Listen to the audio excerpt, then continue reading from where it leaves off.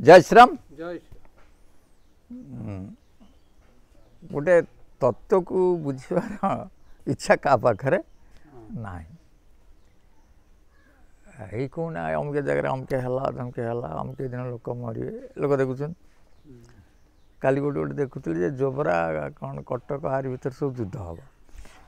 जदि एवं तृतीय विश्वयुद्ध हम सी आ कौन सब कटक जोबरा गोटे ये सीमा भितर हम सी तो गोटे परमाणु बोमा पड़े सारा देश भी खत्म कर पकेब जो मैंने आ कौन ये हणाणी खंडार अच्छी रक्त नदी बही से लिखाई मालिकार रक्त नदी बहीज ये कर से कथा कहते से बेला हो गला 2025 सब जोबरा बारबाटी जो ना सब अचानक लिखते ये सब हणाणी हो रक्त बह ये तृतीय विश्वयुद्धर कथा नुहे बुझे तृतीय विश्वयुद्ध माने परमाणु युद्ध हम एथिरे कौन अस्त्र शस्त्र ये खंडा लगभग किंतु गोटे दृष्टि एडी न हुए हो पार कथाटा हूँ जे आम देश भितर जो कंदलटा हम कहूनी क्या भितर कंदलटा सृष्टि हम से कंदल सृष्टि हेले हे तो निज निज भितर मरामरी होगी जगार सब घटना घटी पारे किंतु देश देश भितर लड़ाई भितर एगुड़ा घटव ना निज भितर जब कंदल हुए धर आम तुम भितर बाड़ा पिटा हाँ से गोटे अलग कथा किंतु जहाँ कहते हैं ठीक नुह ये जो एक आर भितर युद्ध सीमाबद्ध हम ता नुह मैं भल कथा कहूँ जे जिते ठाकुर बनवास गले बनवास गले जे प्रथम सत्य को से पालन कले 14 वर्ष बनवास गले किंतु द्वितीय सत्य भरत पालानी भरत पाली दशरथ जो दीटा वर मागी ये दीटा वर को कम कले दशरथ मागी कौन तेणु ये तार प्रथम वर राम ठाकुर गले बनवास द्वितीय वर कौन भरत ताल द्वितीय वर को जो भरत मानि ना से सत्य पुरुष केमती जदि राम ठाकुर से वर को मानिक से बन गले आ भरत तो मानिले चरित्र को देख जदि ठाकुर को हाँ मानिया कहीं पितृ सत्य पाली ये किंतु पितृ सत्य पाले ना से कथा प्रश्न भी अच्छी एक जो वशिष्ठ कहले तुम तो है से तो जाइए अध्याय जानी कार्य हो सत्यर आउ अध्याय तुम पूरण कर राजा हुआ भरत भल कथा कही भल पद्य कथा कही कहले गुरुदेव गोटे कथा मन रख सत्य को एते पालिया भल भी नुहे सत्य को एते पालिया भी भल नुहे कहले कौन सत्य को एते भल पालिया नहीं अधे सत्य पालिले जदि मो बापा मरी सारे मो भाई जंगल को सारी सारे आउ लोक घर तार कौटी रोषेबास होनी जदि आर अधक सत्य मु पालन करी ताला पृथ्वी रही कि जदि अधा सत्य पालन करके ये घटना घटीगला आउ अर्ध सत्य जब मु पालन करे आ पृथ्वी रही पृथ्वी कहीं हम ना यही हम जे रावणर अत्याचार सही जिते जिते अत्याचारी किंतु राम भाई भरत तो से भूलटा करदेव ये पृथ्वी सही पार ना अन्य मैंने भूल कर जानी ये परशुरामा जानी ये तो राक्षस मोपर या करेंगे किंतु राम का ये भरत जदि ये भूल कर सिंहासन बसे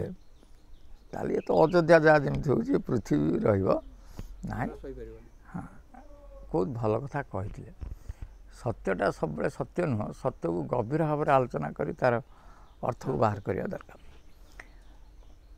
मुझे बुझाऊली जे आमे जो कामना बासना हम पाखक आसूची बासना रूपी आसला सुपर्णखा तार परिणाम कौन है तार नाक कान काटिदे किए काटिले लक्ष्मण काटिले लक्ष्मण हूँ जीव आ ठाकुर हेले ब्रह्म सीता हेले माया ब्रह्म जीव ये बीच रे मध्य रही सीता माया माया स्वरूप तेणु सेठी जीव रूप से लक्ष्मण बा एकाग्र होगी वैराग्य तुम ये दुटा को जय करगल कौटा नाक नाक बोले पृथ्वी एटा है स्वर्ग ସୁପର୍ଣ୍ଣକାର ଏ ନାକ କାନ କାଟିଦେଲେ କ'ଣ ତାର ଅର୍ଥ ବୁଝିପାରୁନା କି? ସେ ଗୋଟେ ସୌର ଭିତ୍ତିକ ଚାଲ ଯେ ତମ ଭିତରୁ ପୃଥିବୀର କାମନା ବାସନା ଚାଲିଗଲା, ସ୍ୱର୍ଗର କାମନା ବାସନା ଚାଲିଗଲା। ଚାଲିଗଲା ପରେ ଦେଖ ସେ ଯେଉଁ ସୁପର୍ଣ୍ଣକାର ଯେଉଁ ନାକ କାନ କଟା ହେଲା, ଆମ ଭିତରେ ଯେଉଁ କାମନା ବାସନା ପଳେଇଲା, ତାପରେ ସେ ଯାଇ କାହାକୁ ଡାକିକି ଆଣିଲା? ଖର ଦୂଷଣକୁ ଡାକିକି ଆସିଲା। ଖର ଦୂଷଣ ସେଠି ରହିଥିଲେ। ଯେ ଖର ଦୂଷଣ ଯେତେବେଳେ ଆସିଲେ ସେତେବେଳେ ଦେଖ ଠାକୁର ଲକ୍ଷ୍ମଣକୁ କହିଲେ ତମେ ସୀତାଙ୍କୁ ନେଇକି ଗୋଟେ ଗୁମ୍ଫା ଭିତରେ ଜଗିକି ରୁହ, ମୁଁ ଖର ଦୂଷଣ ସହିତ ଯୁଦ୍ଧ କରୁଛି। ଏହା ତ ତେଣୁ ସେଇ ଖର ଦୂଷଣ ସହିତ ଏକା ଠାକୁର ଲଢ଼ିକି ତାଙ୍କୁ ମାରିଦେଲେ। ତାହେଲେ ସେ ଯେଉଁ ଖର ଆଉ ଦୂଷଣ ତାର ଆଖିର ଅର୍ଥ କ'ଣ? ଆମର କାମନା ବାସନା ପଳେଇଲା, ମୋର କାମନା ବାସନା ପଳେଇଲା, ନାକର ଏ କାମନା ଥିଲା, ଏଥିରେ ବାସନା ଥିଲା, କିନ୍ତୁ ଖର ଦୂଷଣକୁ ମାରିବାକୁ ପଡ଼ିବ ନା ନାହିଁ? ଖର ଦୂଷଣ କହିଲେ କ'ଣ ନା ଖଳ ପ୍ରକୃତି, ଯେଉଁ ଖଳ ପ୍ରକୃତି, ଏଇଟା ତ କାମନା ବାସନା ଚାଲିଗଲା, ଖଳ ପ୍ରକୃତି ଯେଉଁ ମାୟାଟା ସେଟା ତ ରହିବ ନା ନାହିଁ? ତାହେଲେ ତାକୁ କ'ଣ ଜୀବ ପାରିବ କି? କିନ୍ତୁ ଠାକୁର ତାକୁ ବିନାଶ କଲେ। ଖଳ ପ୍ରକୃତି, ଖଳ ପ୍ରକୃତି, ତାପରେ ତା ସହିତ ଦୂଷଣ। ଦୂଷଣ ଅର୍ଥ ଆମ ଭିତରେ ଯେଉଁ ଦୁର୍ଭାବନା, ଯେଉଁ ଚିତ୍ତରେ ଯେଉଁ ଭାବନା ଆସୁଥିଲା ତାକୁ ସେ ବିନାଶ କଲେ। ଯେତେବେଳେ ଏଇଟା ବିନାଶ ହେଇଗଲା ତାହେଲେ ଏଇଭଳି ଗୋଟେ ବ୍ୟକ୍ତିର ଚରିତ୍ର ବା ସୁପର୍ଣ୍ଣକା ଯାଇ ପହଞ୍ଚିଲା କେଉଁଠି? ରାବଣ ପାଖରେ। ଆଗରୁ ଥିଲା ରାକ୍ଷାସୁଣୀ, ଏଠି କାମନା ବାସନା ତାର କଟା ହେଇଗଲା ବା ପୃଥିବୀ ଲୋକ ସ୍ୱର୍ଗ ଲୋକ ଚାଲିଗଲା। ତାପରେ ତା ଭିତରେ ଦୁର୍ଭାବନା ବା ଖଳ ପ୍ରକୃତି ପଳେଇଲା। ତାହେଲେ ଏତେ ପଳେଇଲେ ତା ଦେହରେ କେଉଁ ଗୁଣଟା ବାହାରିଲା? ହଁ, ଭଲ ଗୁଣଟା ବାହାରିବ ନା ନାହିଁ? ଯେତେବେଳେ ଭଲ ଗୁଣ ବାହାରିଲା ସେ ରାବଣ ପାଖରେ ପହଞ୍ଚିଲା। ରାବଣ ପାଖରେ ପହଞ୍ଚିକି ରାବଣ ବସିଥିଲା। ରାବଣକୁ ସେ ବହୁତ ଉପଦେଶ ଦେଉଛି। କଥାଟା ବୁଝିବା ଯେ ରାକ୍ଷାସୁଣୀ ଜଣେ ଉପଦେଶ ଦେଇପାରିବ, ସେ ଉପଦେଶ ଦେଉଛି ରାବଣକୁ ଯେ କରସି ପାନ 180 ଦିନ ରାତି ସୁଧି ନାହିଁ ଶିର ପର ଆରତି। ତୋ ମୁଣ୍ଡ ଉପରେ ଆସିକି ଶତ୍ରୁ ବୁଲିଲେଣି, ତୁ ଏ ମଦ ପିଇକି ଶୋଇଛୁ। ବୁଝିଲେ? এইটাও তো করসি পান 180 দিন রাতি সুধি নাই শিরপরা রাতি রাজনীতি বিনু রাজ্য ধন বিনু ধর্মা হরি সমর্পে বিনু সত্যকর্মা বিদ্যা বিনু বিবেক পূজায় শ্রমফল পছে পন্তে কি और उपाय संगते ज्योति कुमंत्रते राजा मानते ज्ञान पानते लाजा विद्या बिनु प्रेम बिनु प्रणय मदते गुणी नाश होई सर्वश्रुति कहाबाणी। यही शिक्षा गुड़ा देला जे धर्म न जानिकी तुम धर्म कार्य करिबो नै, राजनीति न जानिकी राज्य चलै पारिबो नै, आ जति हेगी जदि कुसंगरे पड़िल तुम बाबाजी हो पारिबो नै, आ तुमर जदि ज्ञान थाई कि तुम पर अहंकार रहिला तबे किछि हो पारिबो नै, आ अति अलज्जा नहले कि मद पीबो नै। चतुर्थ कथा से कहले जदि प्रेम करी काकू विवाह न हो से जीवन भी वृथा है जाए। ये कथा किए लिखी ना वेद लिखी। अच्छा कौन ये शब्द केमती पाखक आसला? श्रुति कहाबाणी, श्रुति बेले वेद, वेदटा एक कथा कहूँ सी कौन मु सुपर्णका कहूँ वेद कहाबाणी। अच्छा सुपर्णका वेद क्यों जानला? ये चली जीवार आ भितर वैदिक ज्ञान आसी तेणु बहुत कथा बुझेला। ये कथा सुनला पर रावण राम को मारे ना कौ कथा चिंता करेंगे?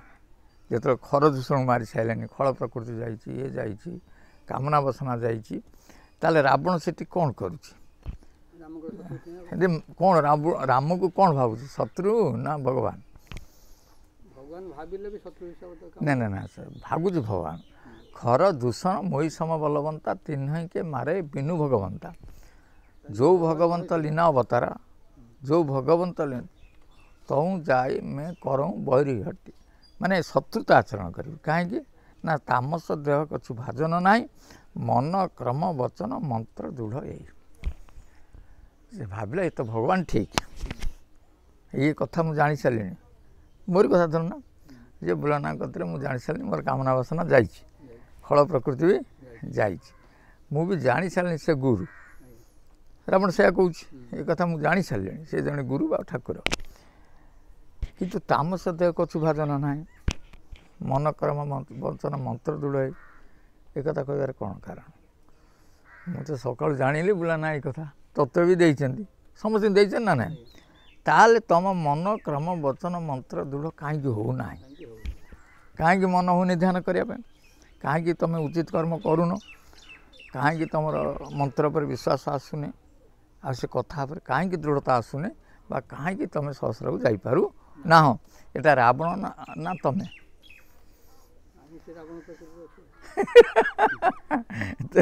ଅର୍ଥାତ୍ ତୁମ ଭିତରେ ସେଇ ତୁମ ଗୁଣ ଅଛି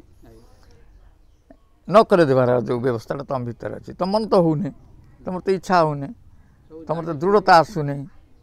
ରାବଣ ସେଇ କଥା କହୁଛି ଏଠି ରାବଣ କେହି କେଉଁଠି ନାହିଁ ଆମର ଭିତରେ ଅଜ୍ଞାନତା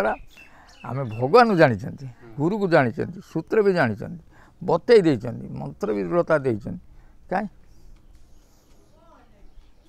ଏଟା କେଉଁଠି ପଦା ଲେଖା ହେଇନି କେବଳ ନିଜ ପାଇଁ ଲେଖା ହେଇଛି ସେଇଟା ହେଉନି କାହିଁ ତମରି କଥା କହୁଛି ତୁମ 70-71 ହେଲାଣି ଚାଲ ତ ଆଉ ଅଳ୍ପ ଦିନ ସମାଧି ମଶାଣି ଅଛି ନା ନାହିଁ ଏଇଟା ଦେଖୁଛ ମଶାଣି ଆଉ ତାହେଲେ ତୁମେ ଲାଗିଯାଉ ନା ଏଠି 2-4 ଘଣ୍ଟା ନା ଯିଏ କରେଇ ଦେଉନି ସେ ରାବଣ ବୁଝିଲା କି ମାନେ ମନ ହେଉଛି ଚାଲ ଛକ ପକରେ ବୁଲିବା ସେଇ ରାବଣ ଯେତେକ ତୁମର ବ୍ୟତିକ୍ରମ କରୁଛି ସେ ଅଜ୍ଞାନତା ବା ରାବଣ ତେଣୁ ବହୁତ ନିଜକୁ ବୁଝ ଗୁରୁଙ୍କୁ ବୁଝ ଗୁରୁଙ୍କ ବାକ୍ୟକୁ ମାନ ଆଉ ସମୟ ଦିଅ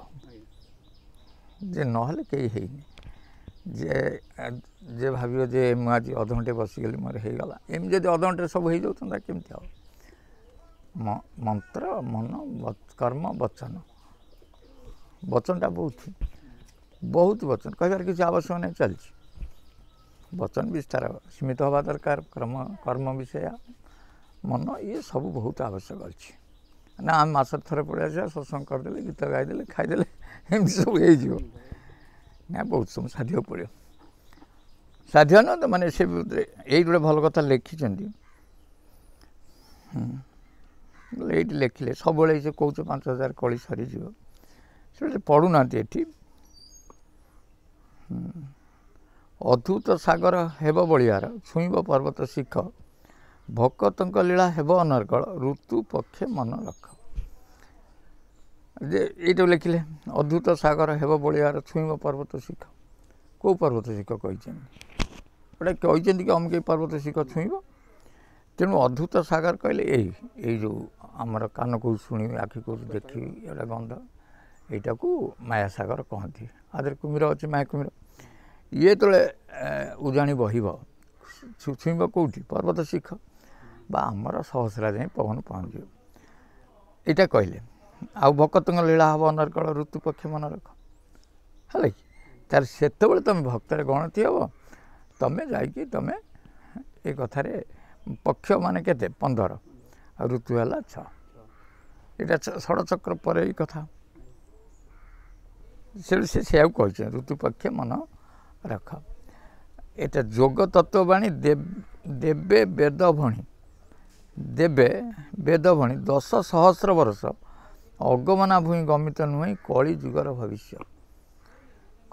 ଭବିଷ୍ୟ ଏଠି 10 ସହସ୍ର ବର୍ଷ ଲେଖିଲେ ହେଲା ନା ନାହିଁ ଅନୁମାନ ବିନା କିଛି ନ ପାଇବ ଯୋଗ ସାଧି ନ ପାରିବ ହୀନ ହେବ ବାଣୀ ବିଦ୍ୟା ନ ଆସିବ କି ତତ୍ତ୍ୱ ଠିକଣା ହେବ ସର୍ବତ୍ୟାଗ କର ଶ୍ରୀଚରଣ ଧର ଆଉ ସେ ଅଧିକ କଥା ପୂର୍ବରୁ ବାସନା ଯେପରି ବାସିଲେ ଜିଣନ୍ତା ସେ ସୀମା ସାମର୍ଥା 10 ସହସ୍ରରେ କଳି ନାଶ ହେବ ଇଏ ଅଟେ ବିଷମ ବାଣୀ ଏଇଟା ବିଷମ ବାଣୀ ଏ କଥାର ସମତା ନାହିଁ ଠିକ୍ ନାହିଁ ଯୋଗୀ ଯୋଗ ମାର୍ଗେ କି ତତ୍ତ୍ୱ ଲେଖିବ ଅନ୍ୟ ନ ପାରିବେ ଜାଣି ଆଉ ସବୁ ଜାଣୁ ବୋଲି ବଡ଼ିମାପଣରେ ଚିତା କାଟି ବୁଲୁଥିବେ ନିଜ ମୁଚୁଳାକୁ ପରମୁଣ୍ଡ ତଳେ ଚେତା ହେଲେ ରାଗିଯିବେ ନିଜର ଭୁଲଟାକୁ ଦେଖେଇଲେ ଲୋକ ରାଗିବେ ହେଲା କି ସେ ତ କହୁଥିବ ମୁଁ ସବୁ ଜାଣିଛି ନା ଆଉ ତାକୁ ଯଦି ଟିକେ ଚେତେଇ ଦେବ ସେ ରାଗିଯିବ ତୁ ଭାଇ ଏମିତି ଜାଣିଗଲ ମୁଁ ସେମିତି ଜାଣି ତେଣୁ କଥାଟାକୁ ମାନ ଏମିତି 10 ବର୍ଷ 5000 କେହି ଯାଉନି କିନ୍ତୁ କଥାଟାକୁ ଏଇ ପର୍ବତ ଶିଖର ଛୁଁ ତାପରେ ତୁମେ ଭକ୍ତ ଭାବରେ ଗଣତି ହେବ ଭକ୍ତ ବୋଇଲେ ତୁମର ବିଭକ୍ତ ଜ୍ଞାନ ରହିବନି ଇଏ ଦ୍ୱୈତ ସେ ଅଦ୍ୱୈତ